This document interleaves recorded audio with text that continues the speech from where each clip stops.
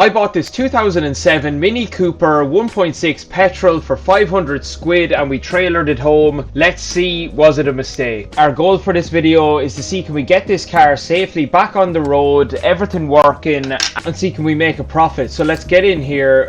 We have the key. So we'll keep track of everything we have to spend on it as we go through repairing it and see what we end up with at the end and what we can sell it for. It does come to life. Looks like there's damage on the radio screen here. We are getting warning lights already, so airbag light. Let's just put our foot on the clutch, hit the start button and see what happens. Okay, we have more warning lights. It is looking for a service. It's low on fuel. We have an engine warning light. It should start. Oh, okay. Our battery's definitely dead here. Let's get our booster pack on the battery, see will it come to life.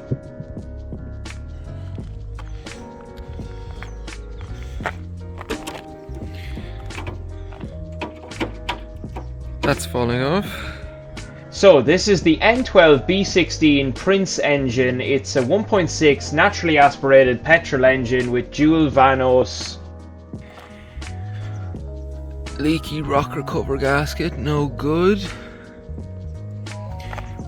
So here,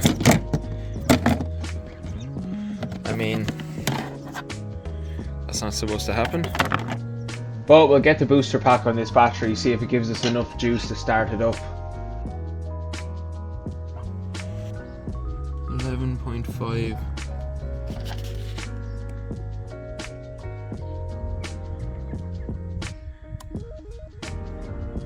There we go.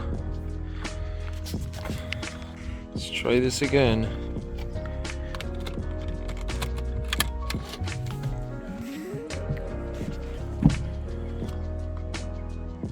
At this point I'm thinking that battery's toast because it's been sitting idle for I think 6 or 8 months, maybe longer. But we're going to just take the battery out and put it on charge. Car does not want to start at all.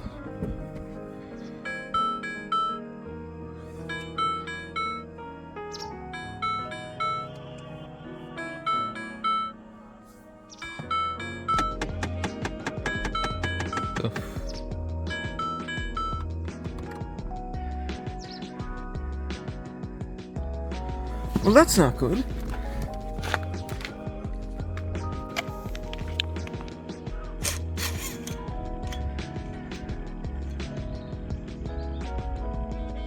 I mean, it's up to here. Yeah, so the engine oil is overfilled by like twice past the max mark, which is not good. So I've started here just by disconnecting the negative side of the battery and the positive, and we obviously can't remove it because it's tightened down, so we need to remove this plastic piece. There's one bolt here and there is another bolt right here. So once we get those out, we should be able to lift this plastic piece off. Alright, that's you off. Now we can get to the battery. So just unscrewed this here, and this is what holds the battery in place. Now, this should lift out.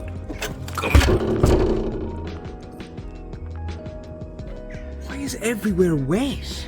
It's like this car was underwater. Okay, got the battery on charge. Some other things that are very concerning is, so we know the oil overfilled by a huge amount. The coolant, don't know how well you can see that.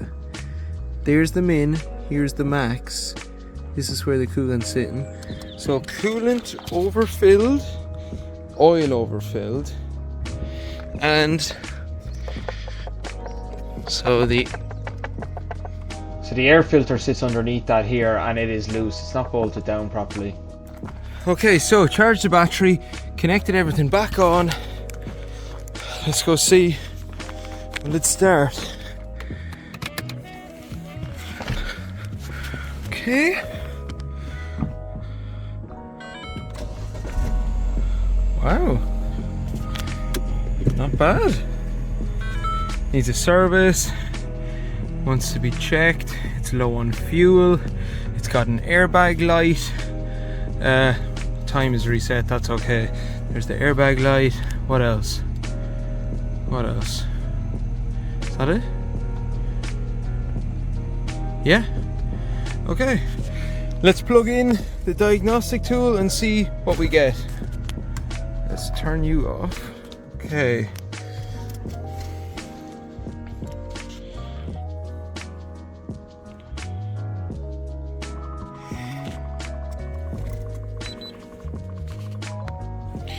Wow. Wow, we have a lot of problems. Let's see. Alright, so keep in mind a lot of these could be triggered because of the low battery.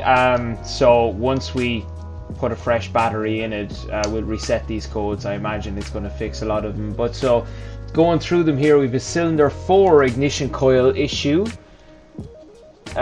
We have brake pad wear indicators front and back, dynamic stability control, voltage faults. We have a passenger compartment sensor, pitch sensor. These are all history, which means when we clear the codes we should get rid of them.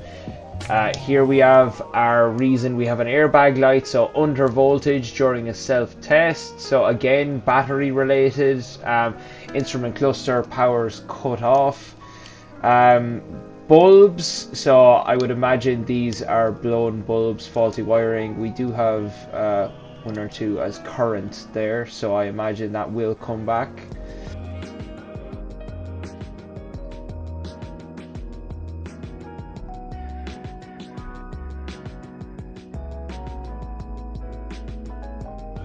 Alright, let's clear the codes.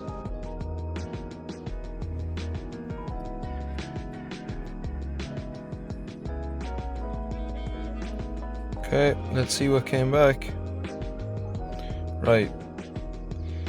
Brake wear sensor, that's completely fine because the brakes are shot on this. And headlight, vertical aim, control driver fault. That's okay, we'll figure that out as well. But let's see now if we turn this off, unplug you. Okay, let's try this again. So let's plug you in.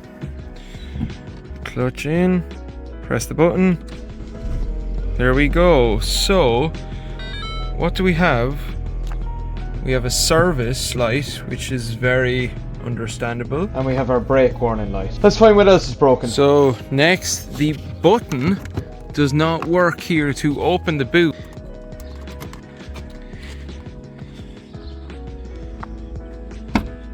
Okay, it does open from the key.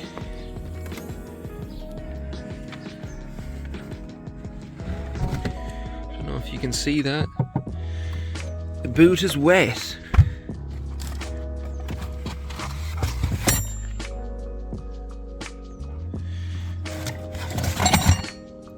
It's actually soaking.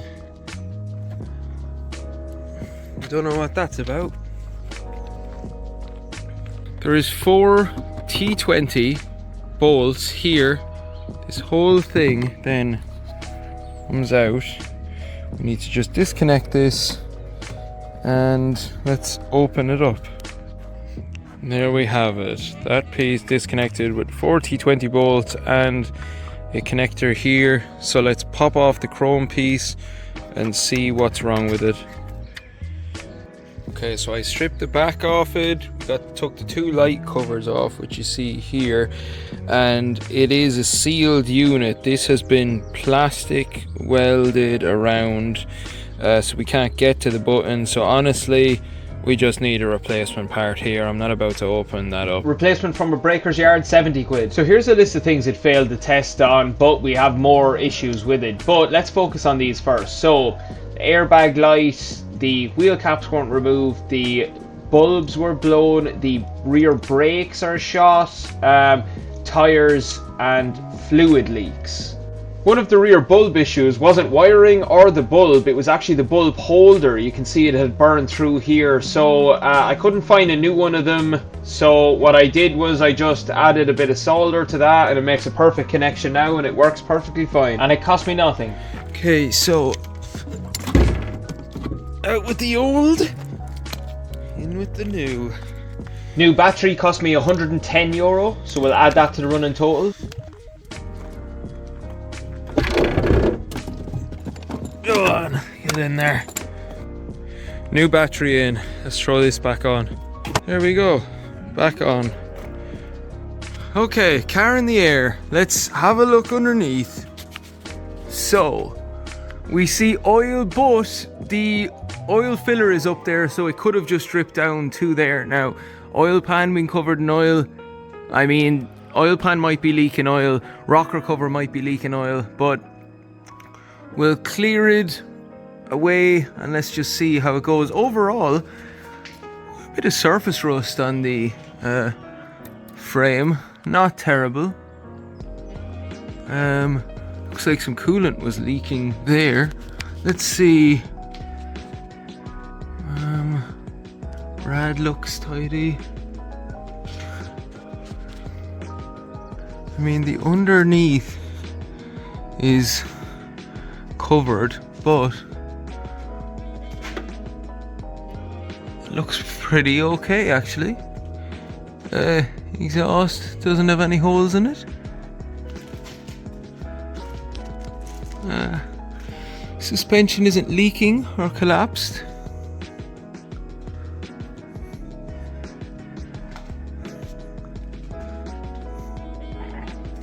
Pretty good. Okay, move oil cap. This is our drain plug. This is our oil. She's nearly empty. Let's give a look at our oil. Oops. Doesn't look too bad, I don't think.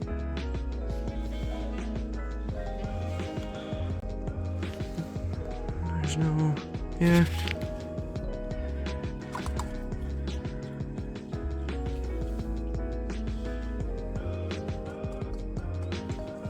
This means it was way overdue a change.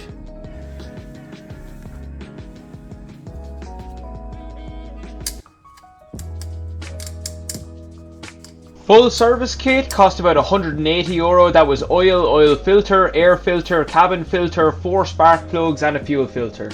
Bringing our total cost so far from $680 to $860. Okay, just tighten this down now.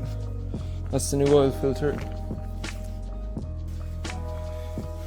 Castrol Edge 5W30LL. It's good for this engine.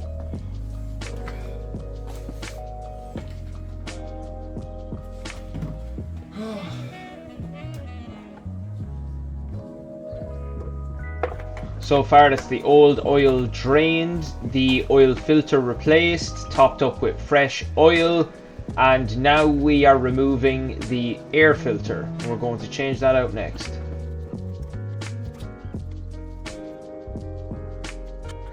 So out with the old and in with the new. The old air filter didn't actually look that bad, but we're still going to replace it anyway with a brand new one to give it a full service. Pop this back on here, line it up, and let's move on to brakes. Okay, pop these off, take out the bolts, let's do the back brakes. Now, those back brakes are very bad. So we're gonna do, even though there's not really much of a lip on it, it's a pity, but we're gonna do new discs and pads. So let's remove the caliper and start there. So we take off these bolts here to remove the caliper. We take off these bolts here to remove the carrier, so we can remove the disc. That's going to be interesting to remove. Okay, so the issue we're having right now is this should just pop off, but this is catching it. So we're going to have to see, like, we're going to have to just hammer it off. Okay, carrier's off, There's the pads to go with it. And here is the caliper. I'm pretty sure that this is seized. Let's see, can we unseize it? Yeah, and let's get this off next. This is our brake wear sensor. We'll replace them too. I made a terrible mistake. I took the brake off before trying to loosen this, and now that's just gonna turn. Oh god. Update, got the bolt loose. It was a horrible job. I had to put the brakes back on and put the handbrake on. It was the only way we were getting these lads out. So, this is it with our disc off. There's our hub, so we'll get that cleaned up. We need to rewind our caliper here. This is our old disc. It looks quite worse for wear. Brake rewinder kit. Okay, so under here, I've taken off the brake fluid cap to allow pressure back. So these will not twist in. They are stubborn and locked. It is completely seized. I even opened the bleeder and allowed some fluid out. Nothing. Okay, this brake job turned into a nightmare. I had to pull the piston out when we lift the seal forward. It is destroyed, so we need to try clean it up. It wouldn't wind back in, so we're gonna see. Here's a look at the other one. It's completely stuck. So we'll just see, can we fix it? If not, we'll need to get new calipers. Okay, that came out really nice after a polish up. Just try to get the seal back in now. Okay, piston back in. It wound back, so we got this one unseized by cleaning the caliper, so that's good. Our new rear discs and pads were €140, so we'll add that to the total, bringing it from 860 1,000. Okay, new disc on. Let's put the caliper bracket, grease up the pins, put this back on. Okay, caliper bracket back on. Now let's put this on with some new pads and grease these. It's always good just to put some copper grease on the slide pins, or on the clips that yeah. Okay, now we have our pads in. So we now put this back over.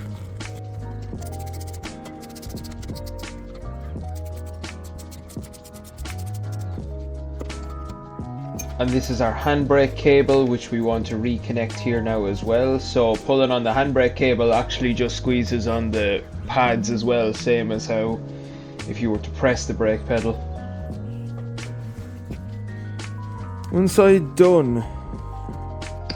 Okay, so new disc on the right side, new pads, and we replaced the broken Rear brake pad wear sensor with a new one. Where is it? There we go. So up there, wheel speed sensor comes down around. Front and back brake pad wear sensors were 45 quid. So we'll add that, making the total 1,045 so far. And there we are. We are plugged in with the new sensor. Okay, we're not painting the calipers. We're just trying to get this car through an NCT, so that's it. Brakes done. Okay, and new. So this is our old one here on the front. A lot of times people won't want to replace the sensor, so what they'll do is they'll cut and join the wire together to try get the warning light off on the dash. Bottle of .4 brake fluid, we'll say cost €10. That's it in now. Wired up. Good. Now lastly, time to bleed the brake. So we've cracked the bleeder screw here. Now we're gonna pump. A few moments later. So just took it on its first real test drive after getting the brakes and everything done. There's a lot of leaking and looks like coolant. Right, we're gonna start by clearing up all the coolant there, maybe seeing where it's coming from then. Okay, so I've just dried up the coolant here, so we might take it on a quick test drive, see does it fill back up. We are still around the max.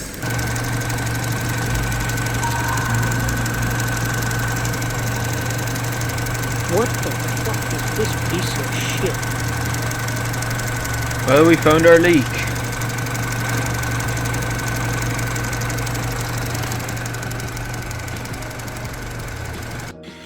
Okay, here's the thing. So we have one bolt here, remove that from here, and this whole thing will come out. Okay, then this is going to loop into here.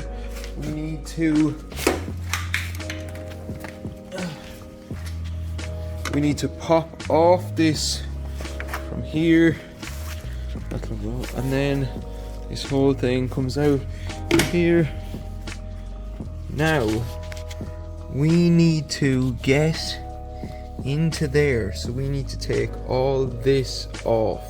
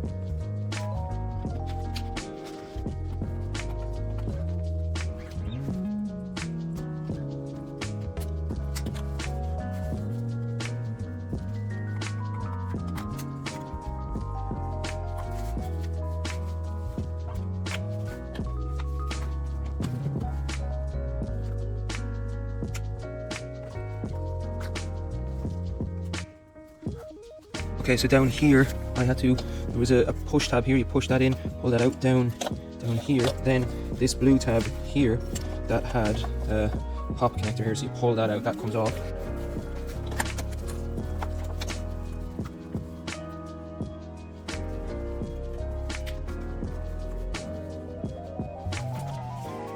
Okay, what can get really confusing is this one was for here, okay? The one with the yellow was going here, but the one in behind it,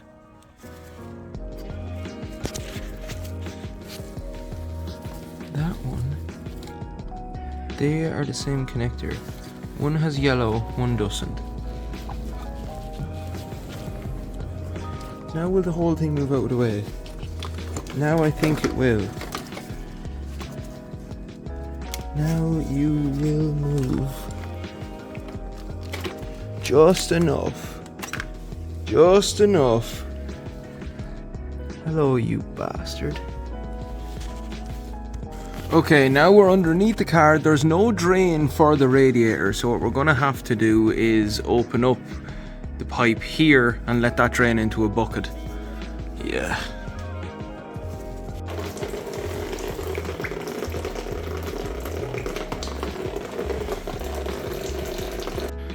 Okay, lucky for you guys, through the power of editing, you did not see me struggle and all the cursing and stuff for getting all these clips, focus, and even down in here, and another one. Yeah, there's multiple there. That one and that one too. So there was 4 crocodile clips that we had to take off that were extremely tough. And all we had to do it was snip, like Needle nose pliers, I mean. But with that, let's start to pop these off. Nice. Another one. Come on. Now, this might have coolant. Oh, it does. It does. So, instead of that all going onto the ground, let's relocate our bucket. Okay, so pop that one off. Pop that one off. Pop this one off. Let's focus. I popped this one off. That's the top one here. And then let's just remove it a bit better. Oh, there we go. Now, let us remove this one on the bottom. Come on. Come on. Get off. Get off. Goodbye. Oh, lots of coolant. Please tell me that's going into the bucket. Oh, thank God. 90% of it is going into the bucket. That's an A. What a mess. What a shame.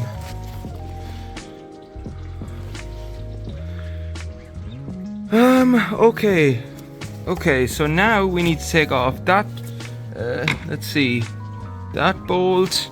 There's 3 bolts on this housing. One here, one down there, and one down there. Let's try get 3 of them off. There we are. I've just removed these 3 bolts from here, and I'll try tell you where they are. So, there was one here, there was one down here, and there was one underneath this pipe where I'm pointing, about here. Okay, so let's pull it out. Okay, the last thing to get out is this. I need to take this clip off, and that should pull out.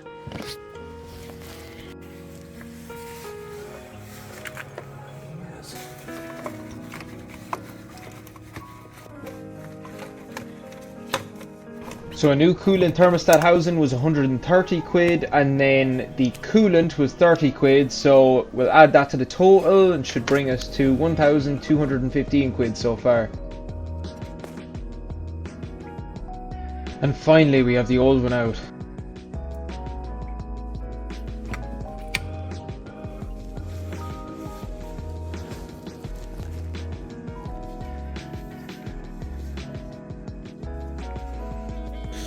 So, the replacement part that we have for this is here. The reason it's so expensive is because it actually comes with the thermostat built in, and it comes with the sensors. See?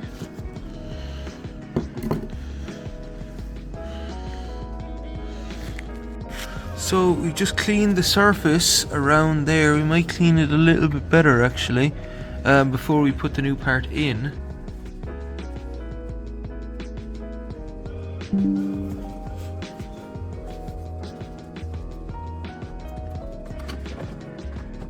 The little X you see on top here is actually our bleeder screw, and that's going to be important for getting the airlocks out of the system after we refill it with fresh coolant, because we had to drain it all out for this job.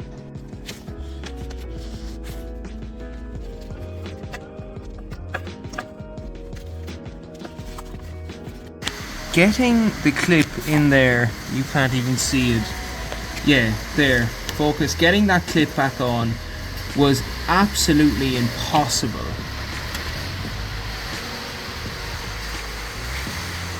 Quick update, pipe down there is on, pipe down there, there is on, pipe there is on. There'll be pipe there is on. 2 on the back. The clip is on back in there. Okay, it's time to get everything plugged back in. This can come back over here. We want all our wiring to come back over this way, okay? And we'll slowly get this figured out. Make sure everything gets plugged in. Oh God. Okay. Okay, so quick update. Everything is connected back, right? Except this, which is a coolant temp sensor. And I have disconnected it. And here it is. And I have tested plugging this in. It is a 2-pin and a 2-pin. It does connect, which means, obviously, this cable is too short. And this old one had it up top.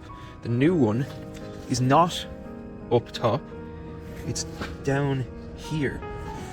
So if we just cut and extend that wire, we might be okay.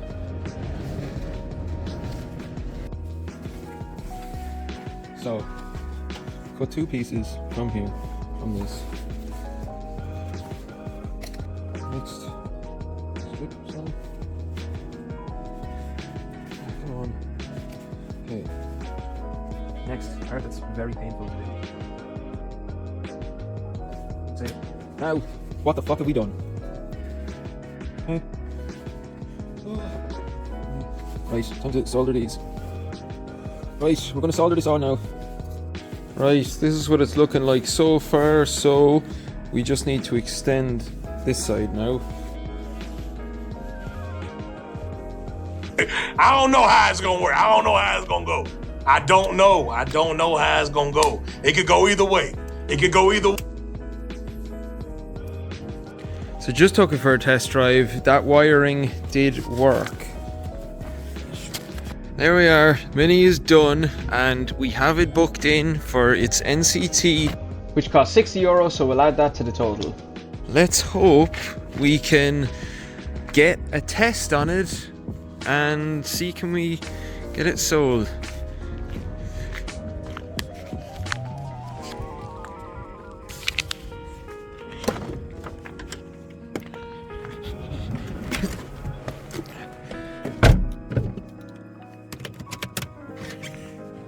We should now have no errors. Let's see. So, seatbelt, light, and brake light is because the handbrake is up. There we go. Pull it back up, handbrake on. Yes, so no warning lights. Excellent. So as you know, we had to extend the cable for the temperature sensor because we got the wrong thermostat housing, and we want to check now on our system here. If we go to temperature values, select all, click OK. Ambient temperature outside is 7 degrees, which is accurate. Engine temperature right now 49, OK. Engine oil temperature 33. Inside temperature 13 and intake air 14. They all look like perfectly reasonable values. We're not getting any errors on the dash about lost signal or communication to that sensor, so we are good to go.